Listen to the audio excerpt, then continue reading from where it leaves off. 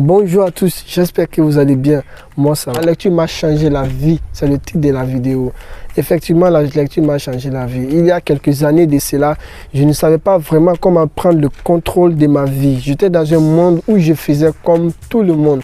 Mais je n'étais pas du tout satisfait de ce que ce monde m'offrait. Car ce monde n'a jamais dit quelque chose d'extraordinaire à propos de ma réussite financière. Des choses du genre, Abdelaziz, pour écrire ton histoire, il faudra que tu tiennes toi-même la plume. Alors ma curiosité m'a poussé à aller sur internet. Je suis allé sur Google où j'ai tapé comment réussir financièrement. Je suis tombé sur des tests, des vidéos, en tout cas pas mal de résultats. Ensuite j'ai tapé le même mot-clé sur YouTube et je suis tombé sur un tas de vidéos. J'ai commencé à mater ces vidéos-là continuellement. C'était devenu mon quotidien. J'ai regardé à chaque fois ces vidéos. J'ai tombé sur des vidéos vraiment ouf. J'avais pas mal de réponses aux différentes questions que je me posais. C'est comme ça que je suis tombé un jour sur la vidéo de Philippe Simo d'Investir au pays où il parlait de 7 livres à lire absolument avant de mourir. La vidéo a eu un impact énorme dans ma vie. Moi qui n'aimais pas du tout lire quand j'étais à l'école, j'ai commencé à lire, j'ai commencé à m'intéresser à la lecture. J'ai commencé surtout les livres de développement personnel, les livres de gestion des finances, ce qui parle de finances, notamment le livre de Napoleon Hill, le best-seller depuis des années, des décennies. Un livre incontournable dans le monde du business, dans le monde de l'entrepreneuriat, dans le monde du développement personnel. Un livre que toute personne va te suggérer, tout grand à lui, c'est sûr et certain. Le livre est intitulé Réfléchissez et devenez riche. Voilà, tout part de là. Le livre aussi de Robert Kiyosaki intitulé Père riche, Père pauvre. Il a aussi son livre intitulé Le cadran du cash flow. J'ai aussi lu le livre de Laurent Gounel intitulé L'homme qui voulait être heureux. Aussi le livre de MJ DeMarco intitulé L'autoroute du millionnaire.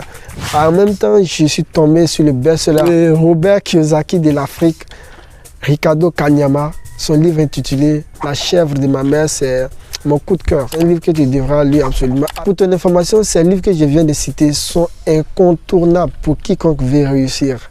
À vrai dire, tout véritable riche a passé par ces livres. Si tu veux réussir, tu dois te faire comme des riches. Tu dois lire des livres, tu dois faire comme eux, penser comme des riches. D'ailleurs, même si tu ne lis pas, tu n'es pas meilleur que celui qui ne sait pas lire. Il y a un adage même qui dit « Readers are leaders and leaders are readers ».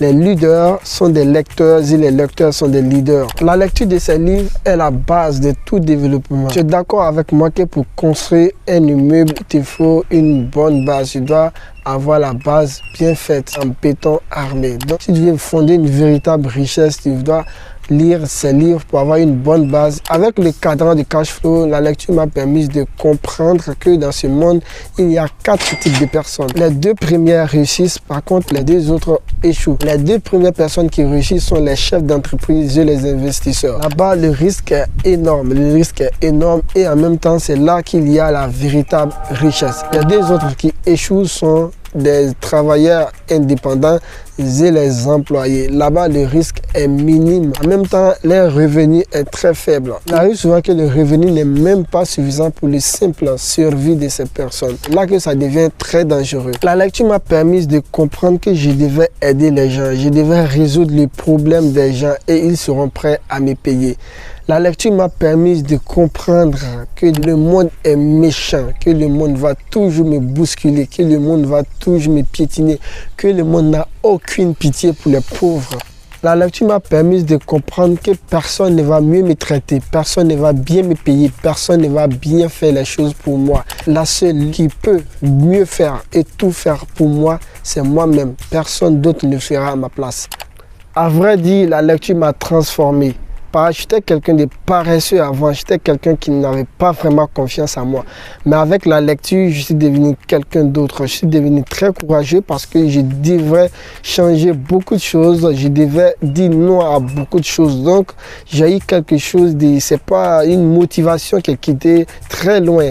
Avec la lecture, j'ai compris que je devais choisir entre la médiocrité et le développement, la richesse. La lecture m'a permis de voir le monde à un angle plus grand parce que j'ai commencé à rêver, j'ai commencé à me développer, j'ai commencé à voir beaucoup de choses, à comprendre beaucoup de choses. En un mot, la lecture m'a sauvé et elle peut aussi te sauver la vie. Abonne-toi puisqu'il y a beaucoup de vidéos de ces gens qui sont en cours de traitement. Abonne-toi pour ne rien rater. Active la cloche de notification pour être au courant de toutes nos apparitions. Laisse-moi un pouce bleu. À bientôt.